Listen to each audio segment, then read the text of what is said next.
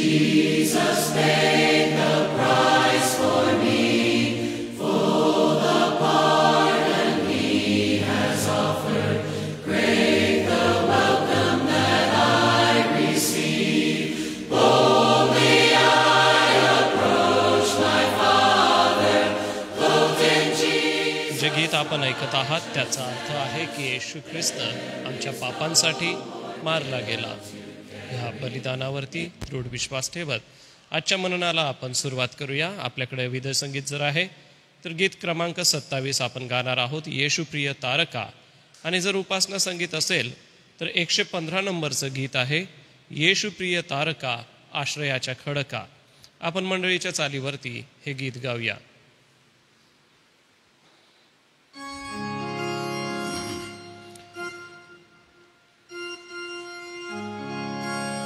येशू प्रिय तारका आश्रयाच्या खडका, वारा सुटे भोवती लाटही उसळती. येशू हो मला आधार, सारी संकटे निवार, पहिला पार पोचवी, जगाद्यावी गौरवी. नाही थारा आसरा, तुझ देश पामरा, आश्रितान घालवी, पाठीला न फिरवी.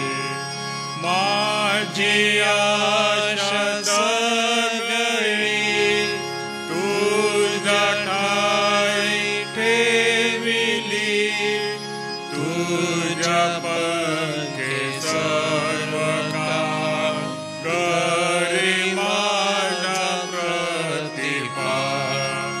येशू कृपा मागतो, तुझे पाय धरितो. दीन रोगी अंधळा, असा झालो खंदला. पूर्ण तुझी सत्यता, हो अति पवित्रता. मी किती बिघडलो, पातकांनी भरलो. तुझी कृपा अतिशय, क्षमा करी हो सहाय.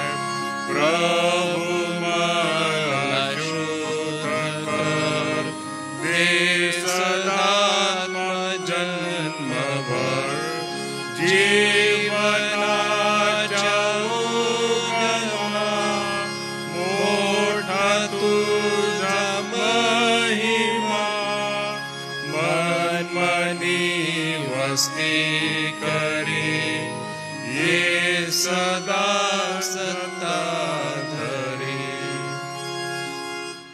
प्रियजन हो, पुन्हा एक वार एका नवीन सप्ताहाला आपण सुरुवात केलेली आहे. हा सप्ताह प्रभू आम्हा सगळ्यांसाठी नव्याने आशीर्वादित करो. आजच्या मननाकडे आपण जाणार आहोत. आज 40व्या स्तोत्राकडे आपण मननाकडे जाणार आहोत. तत्पूर्वी मी डॉक्टर रेव्हरंड जी जयकर पाळक साहेब आपणाला विनंती करेन, कृपा करून आपण पुढे येऊन आरंभीची प्रार्थना करावी व आजच्या मननाला मग आपण जाऊया.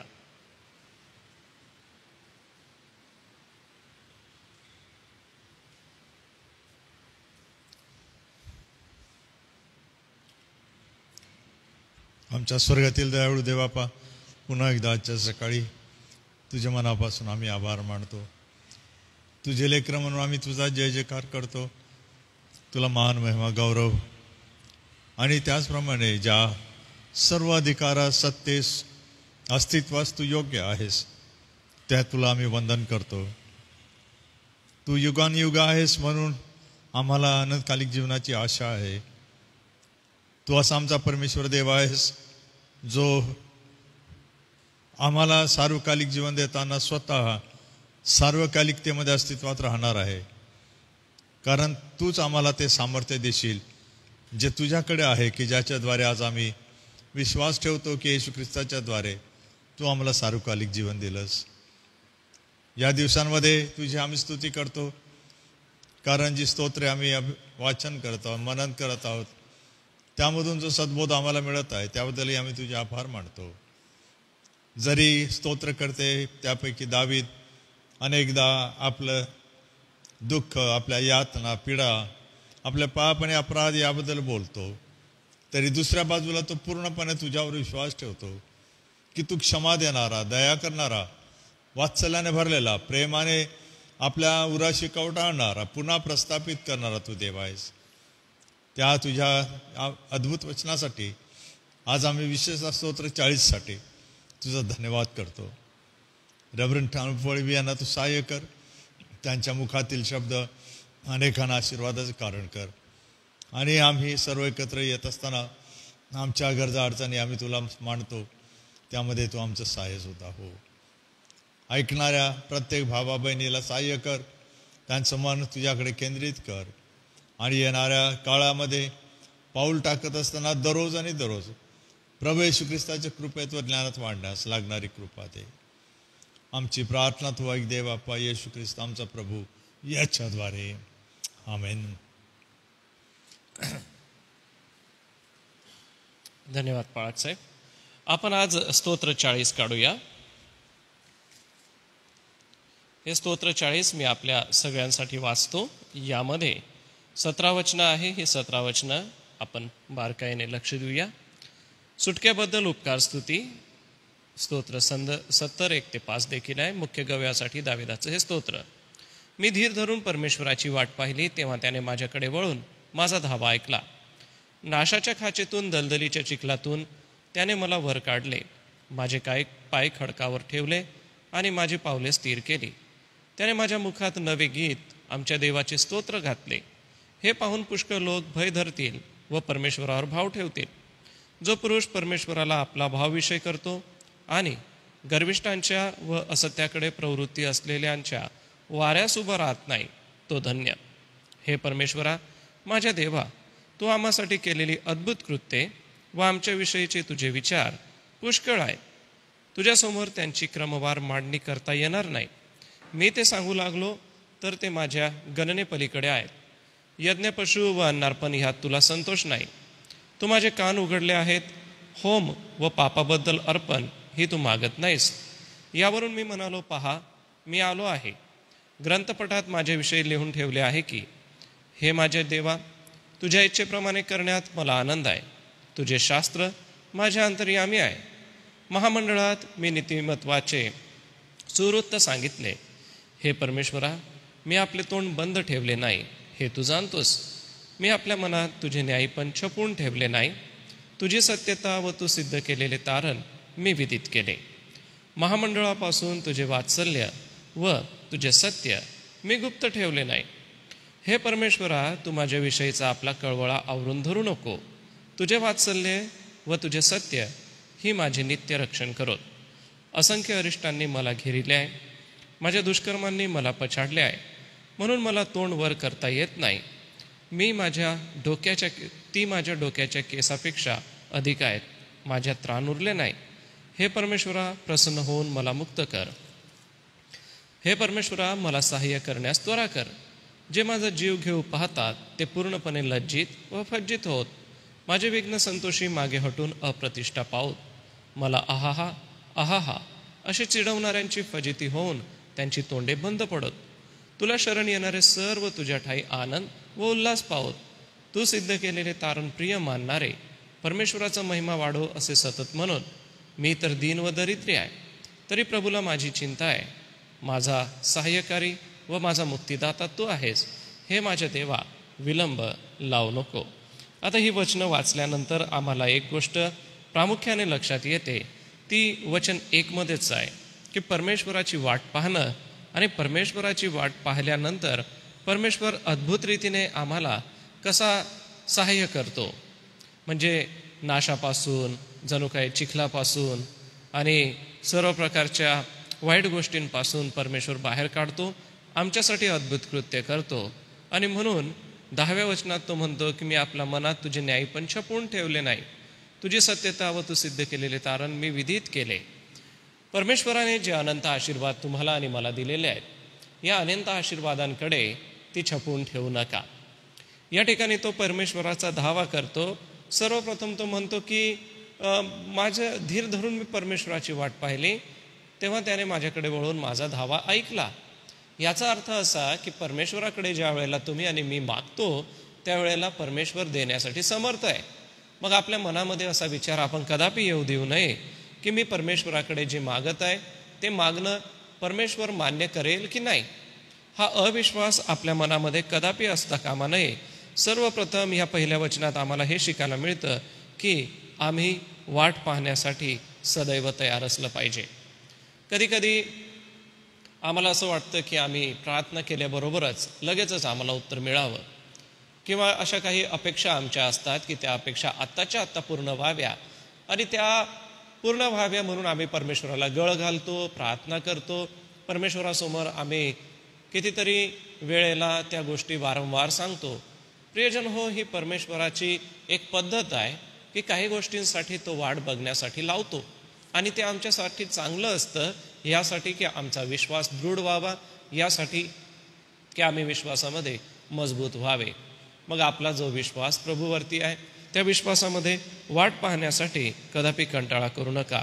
संकटामध्ये राजा दावीद आहे असं आम्हाला दिसून येतं. का दिसून येतं? कारण की बघा, संकट त्याच्यावरती आलेली आहेत, आणि अशा सर्व संकटामध्ये, कारण वचन 2 संकटाचा तो उल्लेख करतो, तो म्हणतो की जणू काय दलदलीत चिखलात रुतल्यासारखा तो आहे. आणि अशा परिस्थितीत असताना तो परमेश्वराकडे आपलं मुख करतो, आणि अशा परिस्थितीतून देव त्याला बाहेर काढतो. वचन 3 परमेश्वर नवगीत त्याच्या मुखामध्ये देत आहे, आमच्या देवाचे स्तोत्र घातले असं तो म्हणतो. ज्या वेळेला तो लिखाण करतो त्याच्या स्तोत्रांकडे बघा, तो वैयक्तिक अनुभव जास्त त्याच्यामध्ये लिहितो. म्हणजे ही गीतं म्हणजे काय आहेत?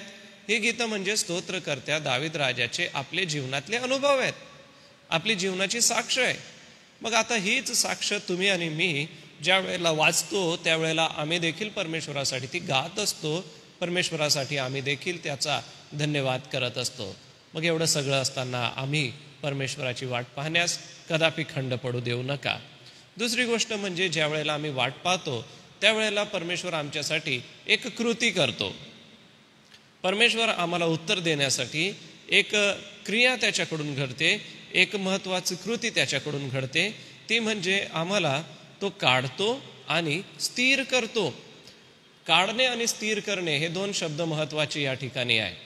कारण ज्या वेळेला आपण एखाद्या वस्तूला चिखलातून काढतो तर त्याला स्वच्छ करतो, धुतो, आणि उपयोगास आणण्यास योग्य असेल तर ती उपयोगात आणतो. तर या ठिकाणी स्तोत्र करता आम्हाला तेच गोष्टी सांगत आहे की परमेश्वर आम्हाला जे देतो त्याची जर आपण वाट पाहिली तर परमेश्वर आम्हाला स्थिर करतो. स्थिर करणं म्हणजे नेमकं काय? एका जागेवरती स्तब्ध करणं, व त्या जागेवरती स्तब्ध करून आम्ही परमेश्वराचा धन्यवाद करतो.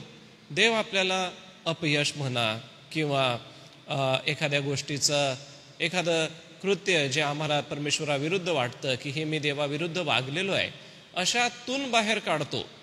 पापाच्या परिस्थितीतून परमेश्वर आम्हाला बाहेर काढतो आणि आम्हाला स्थिर करतो. मग आता आपल्याला बाहेर निघण्यासाठी इतर कोणत्या गोष्टीची गरज नाही. आम्हाला प्रभूमध्ये स्थिर होण्यासाठी केवळ प्रभूवरील विश्वासाची गरज आहे. तुमचा आणि माझा प्रभूवरती जितका दृढ विश्वास असेल तितक्या दृढ विश्वासामध्ये तो आम्हाला स्थिर करेल. प्रियजन हो, आपली स्थिरता आपण कशामध्ये तपासत आहोत? आम्हाला कधी कधी असं वाटतं की माझी चांगली कामं, माझं धार्मिक वर्तन किंवा मी करत असलेल्या गोष्टी ह्या माझ्यासाठी स्थिर करणाऱ्या आहेत का? नाही, आम्हाला स्थिर करणारा आमचा प्रभू आहे. मग आता बघा, आम्ही त्याची वाट पाहतो, तो आम्हाला स्थिर करतो. तर मग आता आमचं कर्तव्य सुरू होतं. काय आहे आमचं कर्तव्य? तर 3 वचनात सांगितलं की आमचं कर्तव्य काय आहे? आम्ही गीत गावं, आम्ही स्तोत्रे रचावी, कारण की परमेश्वराने आम्हाला स्थिर केलेलं आहे. कितीतरी वेळेला आम्ही असंच काहीतरी गुणगुणतो आणि आमचं ते गुणगुणणं आजूबाजूचे लोक ऐकतात आणि म्हणतात की अरे हे फार सुंदर आहे. किंवा समजा तुम्ही आता अचानक जर गाणं गायला लागले तर तुमचं गाणं ऐकणारे लोक काय म्हणतील, आज खूप आनंदात आहात तुम्ही, आज खूप खुश दिसत आहात. असे शब्द आपल्याला ऐकायला मिळतील ना. का? कारण की आम्हाला प्रभूने स्थिर केलंय.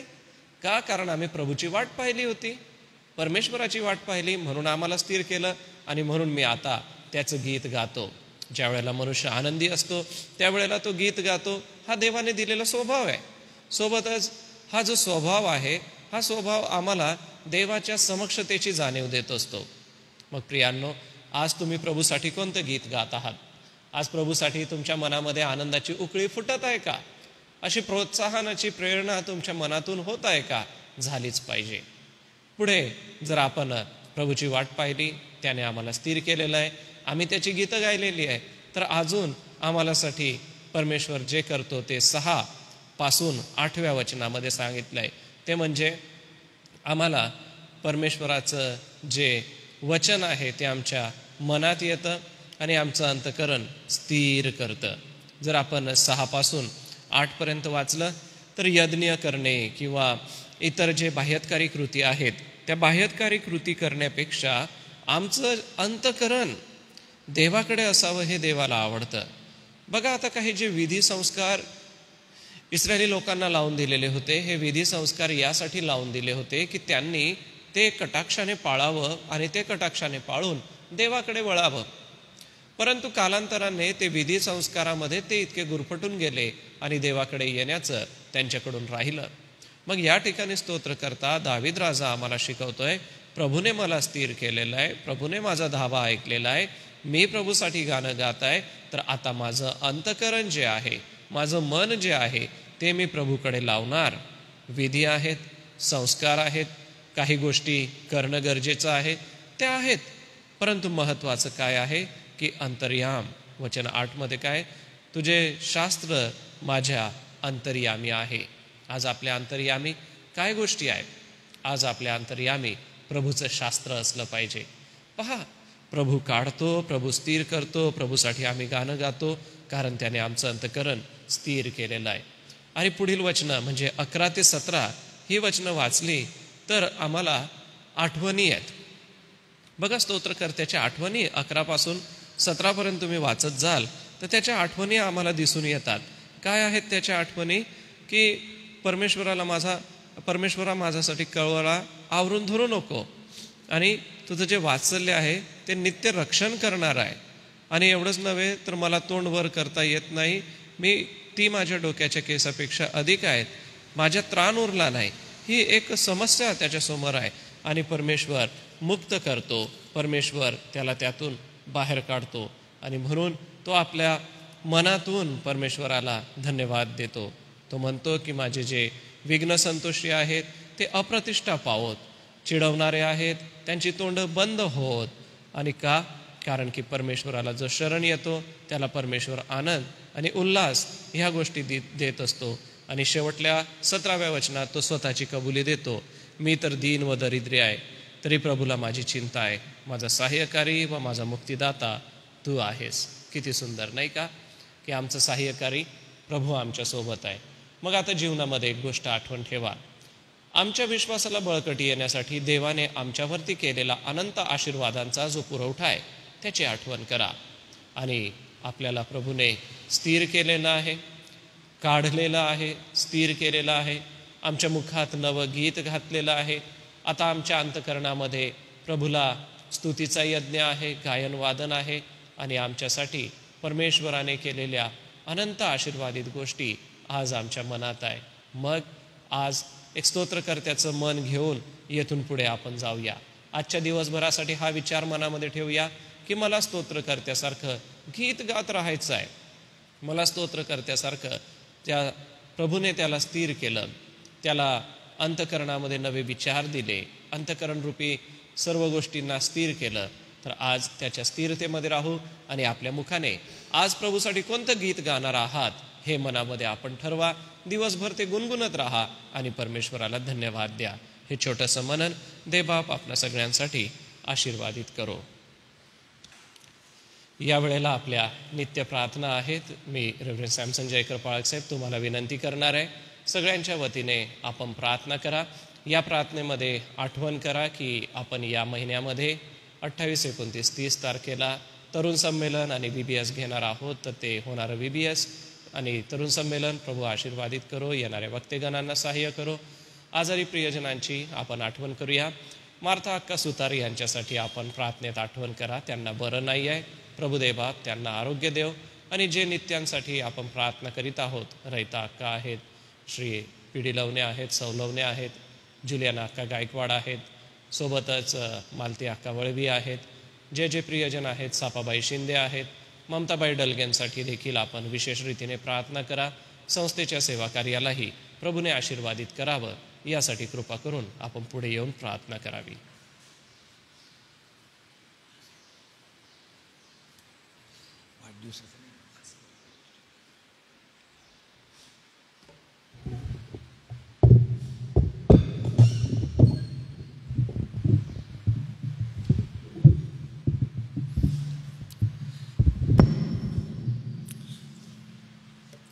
प्रार्थना करू. मी धीर धरून परमेश्वराची वाट पाहिली, तेव्हा त्याने माझ्याकडे वळून माझा धावा ऐकला. नाशाच्या खाचेतून, दलदलीच्या चिखलातून त्याने मला वर काढले. माझे पाय खडकावर ठेवले आणि माझी पावले स्थिर केली. होय परमेश्वर देवापा, आजच्या या तुझ्या पवित्र सदाजीवी वचनांबद्दल मनापासून आभार मानतो, तुला धन्यवाद देतो. 40व्या स्तोत्रामध्ये दावीद राजाला त्याच्या वैयक्तिक जीवनामध्ये जो काही अनुभव आलेला होता, तो अनुभव स्तोत्राच्या रूपाने त्याने तुझ्या माध्यमातून जगापुढे मांडलेला आहे. आणि आज मंडळीमध्ये देवापा आमच्यासाठी हे तुझं पवित्र वचन मार्गदर्शक आणि जीवनाला दिशा देणार असं ठरलेलं आहे. आणि म्हणून आजच्या या पवित्र वचनांबद्दल मनापासून आभार मानतो, तुला धन्यवाद देतो. पुष्कदा मनुष्य प्राणी या नात्याने आम्ही अनेकदा तुझ्याकडे प्रार्थना करतो, विनंत्या करतो, रदबदल्या करतो. पुष्कदा काही प्रार्थनांचं उत्तर आम्हाला मिळत नाही, तेव्हा आम्ही हताश होतो, निराश होतो. परंतु आज नव्याने तुझ्या वचनामध्ये आम्हाला सांगितलेलं आहे की प्रत्येक मागणीमध्ये, प्रत्येक प्रार्थनेच्या विषयामध्ये आणि तू जे आमच्यासाठी करतो त्यामध्ये आम्ही धीर धरला पाहिजे. आणि तू जे करणार आहे त्याची आम्ही धीर धरून वाट पाहिली पाहिजे. आणि आज नव्याने प्रभू याचं मार्गदर्शन तुझे दास रेव्हरंड अनुप वळवी यांच्या माध्यमातून आज आम्हाला आणि ऐकणाऱ्या ऑनलाईन सभेमध्ये सहभागी होणाऱ्या आमचे प्रिय विश्वासणाऱ्या मंडळीला तू जाणीव करून दिली, एक नवीन आत्मिक मार्गदर्शन व आशीर्वाद दिला, त्याबद्दल आभार मानतो. आम्ही तुला धन्यवाद देतो. पुन्हा एक वार आम्ही दावीदाचं जीवन आम्ही पाहत असताना या स्तोत्रांमध्ये वारंवार तो तुझं गौरव करीत आहे, तुझं महिमा करीत आहे. तू कोण आहे आणि कशा प्रकारे मानवी जीवनामध्ये हस्तक्षेप करतो आणि प्रभू तुझं कार्य तू पूर्ण करण्यास सदा सिद्ध असतोस. आणि म्हणूनच दावीद ज्या संकटाने घेरलेला होता, त्या संकटामध्ये त्याच्या आजूबाजूची परिस्थिती आहे, त्याचे विरोधक आहे, त्याची निंदा नालस्ती करणारे लोक आहेत. आणि विशेष करून त्याही पलीकडे तो स्वतःच्या पापांबद्दल, स्वतःच्या दुष्कर्मांबद्दल त्याला जाणीव आहे. आणि या सर्व संकटामधून, पापापासून मुक्त करण्यासाठी मोठ्या विश्वासाने तो प्रार्थना करतो. आणि तीच प्रार्थना आज तुझे दास म्हणून, तुझी मंडळी म्हणून, तुझे लोक म्हणून या नवीन सकाळी आम्ही करीत आहोत. आमच्या सर्व अपराधांची, पापांची येशू ख्रिस्तामध्ये तू नव्याने क्षमा कर. तुझ्या क्षमेचा एक नवीन आनंद व आशीर्वाद आज या नवीन सकाळी आम्हा प्रत्येकाला येऊ दे, अशी आम्ही तुला प्रार्थना आणि विनंती करतो. कारण 2000 वर्षापूर्वी प्रभू येशू ख्रिस्त तू या जगामध्ये आला. तत्पूर्वी या जगामध्ये यांची जी काही योजना होती, त्या योजनेबद्दलही दावीद राजा या शास्त्रभागामध्ये वर्णन करतो. पहा, मी आलो आहे, ग्रंथपटात माझ्याविषयी लिहून ठेवलं आहे. हे माझ्या देवा, तुझ्या इच्छेप्रमाणे करण्यास मला आनंद आहे. तुझे शास्त्र माझ्या अंतर्यामी आहे. होय प्रभू ख्रिस्ता, तू आपली पित्याची इच्छा पूर्ण करण्यासाठी या जगामध्ये शरीर धारण केलं, देह धारण करून आला आणि क्रूस खांबावर पापी मानवाचा उद्धार करण्यासाठी, पतित मानवाला पुन्हा एकवार तुझ्याशी समेट करण्यासाठी आणि त्याचा अंतिम परिणाम म्हणून सार्वकालिक जीवन देण्यासाठी येशू एक महान आणि पवित्र कार्य 2000 वर्षापूर्वी त्या कॅल्वरीच्या टेकडीवर तू केलेलं होतंस. वधस्तंभावर आपलं पवित्र बलिदान केलं. तुझ्या पवित्र आणि मौल्यवान रक्ताच्या द्वारे तू आम्हाला तुझी मंडळी म्हणून विकत घेतलंस. पापाच्या, सैतानाच्या आणि मरणाच्या बंधनातून मुक्त केलंस. एवढंच नाही तर प्रभू ख्रिस्ता, तू मरण पावला पण तिसऱ्या दिवशी पुन्हा विजयी झाला, पुनरुत्थित झाला आणि एक सार्वकालिक जीवनाची आशा मंडळी म्हणून आम्हा प्रत्येक विश्वासणाऱ्याला तू दिलीस. या तुझ्या अपार दयेबद्दल, कृपेबद्दल आम्ही आभार मानतो. आम्ही तुला धन्यवाद देतो आणि म्हणून आजच्या पवित्र मननाबद्दल, वचनाबद्दल आम्ही तुला धन्यवाद देतो. रेव्हरेंड अनुपवी त्यांना, त्यांचं कुटुंब परिवार आहे, त्यांची सेवा आहे, तो आशीर्वादित कर आणि येणाऱ्या दिवसामध्ये प्रभू या तरुण सेवकाच्या द्वारे तुझं अधिक गौरव दे, अशी आम्ही तुला प्रार्थना आणि विनंती करतो. आज ज्या काही विनंत्या प्रभू तुझ्या पुढे सादर करण्यात येत आहे, त्या विनंत्या देवबापा तुझ्या दरबारामध्ये पोहोचत असताना पुन्हा एकवार आम्ही प्रार्थना करतो. प्रभू, या सर्व प्रार्थना, विनंत्या, धावा यांच्याकडे तू कान दे आणि तुझ्या इच्छेप्रमाणे देवबापा या सर्व गोष्टी पूर्ण कराव्यात, अशी तुला प्रार्थना आणि विनंती करतो. आम्ही पुन्हा एकवार एस मिशन ट्रस्ट आहे, त्याचं संपूर्ण कार्यभार आहे, सोबतच एस चर्च अंतर्गत, काउन्सिलच्या अंतर्गत सर्व मंडळांचं कारभार आहे. सर्व मंडळांचे अध्यक्ष, पंचमंडळ आहे, महिला मंडळ आहे, सोबतच यूथ आहे, संडे स्कूल आहे. सोबतच प्रभू आम्ही प्रार्थना करतो, एसएमच्या माध्यमातून शालेय विभाग आहे, बोर्डिंगचा विभाग आहे आणि इतर ज्या काही सामाजिक ॲक्टिव्हिटीज होत आहे, हे सर्व कार्य प्रभू तुझ्यापासून आहे आणि हे कार्य पूर्ण करण्यासाठी तू एसएमवर विशेष प्रकारची जबाबदारी सोपवलेली आहे आणि आम्ही तुझे उपकार मानतो, तुला धन्यवाद देतो.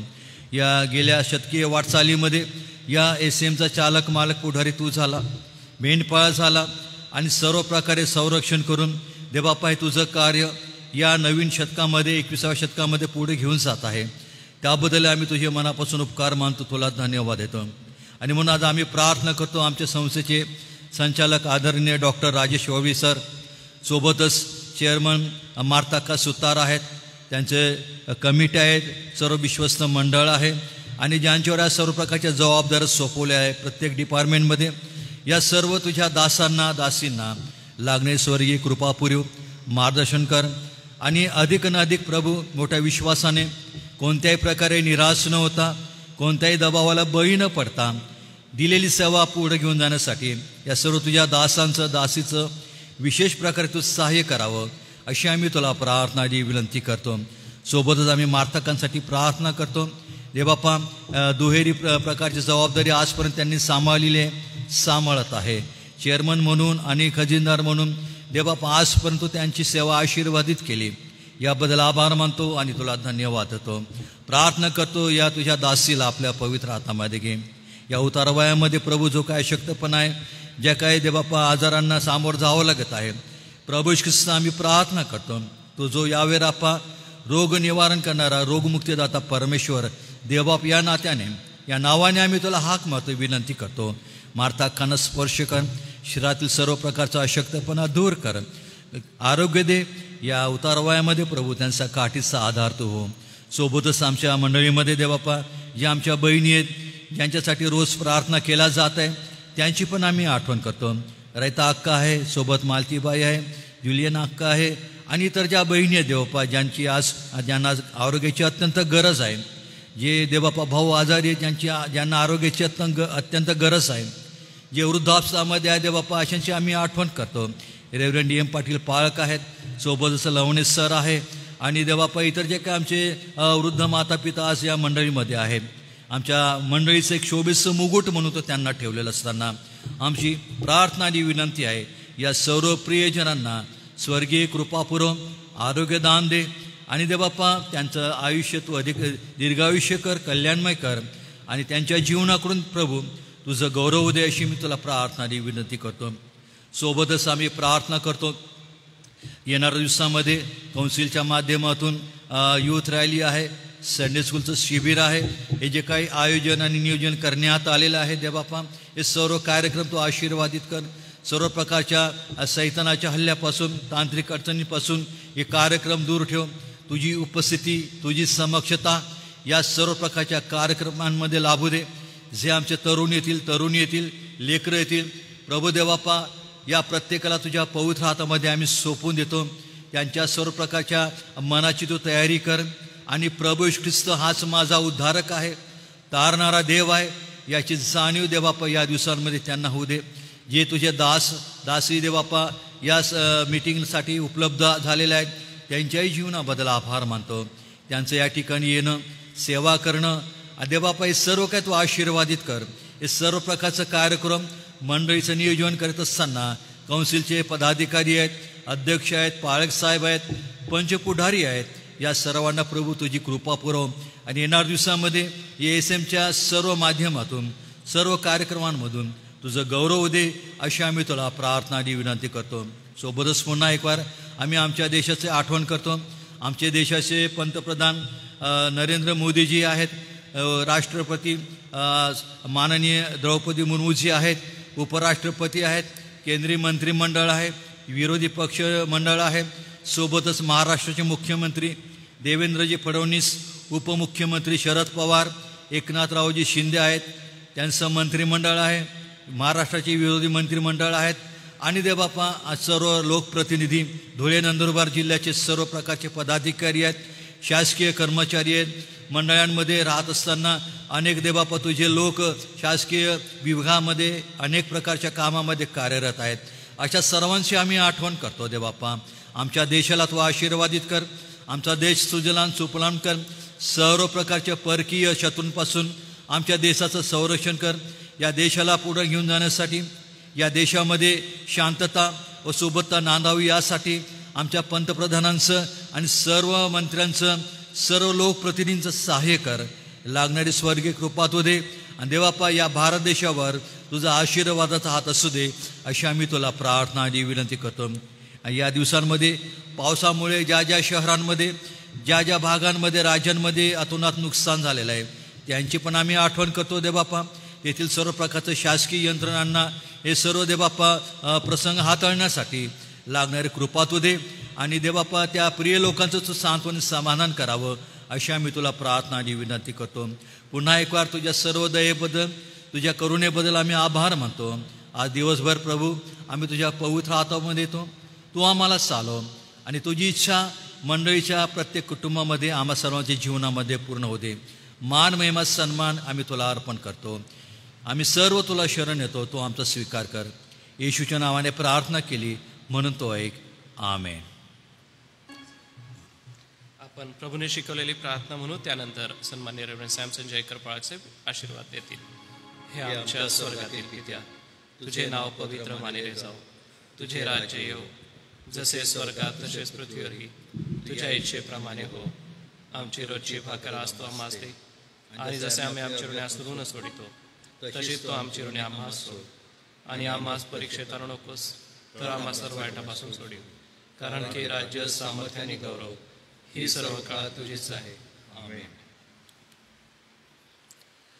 आणि आता आपला तारणारा प्रभू येशू ख्रिस्त याची कृपा, देवबापाची प्रीती, पवित्र आत्म्याची सहभागिता या मंदिरामध्ये हजर असणाऱ्या सर्व प्रभूच्या दासांबरोबर, SM ट्रस्ट, SA चर्चेस याच्या सर्व कार्य प्रणालीबरोबर, ऐकणाऱ्या ऑनलाईन सभेमध्ये सहभागी होणाऱ्या आमच्या सर्व प्रिय विश्वासणाऱ्या मंडळीबरोबर, SMच्या सर्व मंडळांबरोबर आणि देवाचं निवडलेली सरळ राशी आजबरोबर आता आणि सदा सर्व काळपर्यंत असो.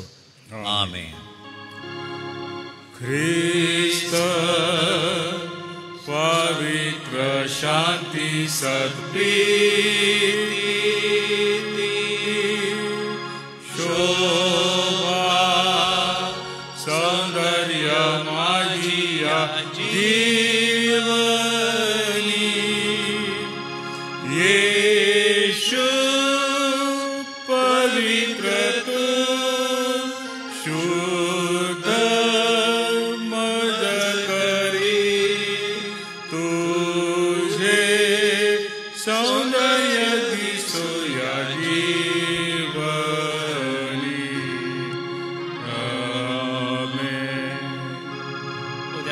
सूचना आहे, उद्या देखील सकाळी 10 वाजता आपण मनन चिंतन घेणार आहोत.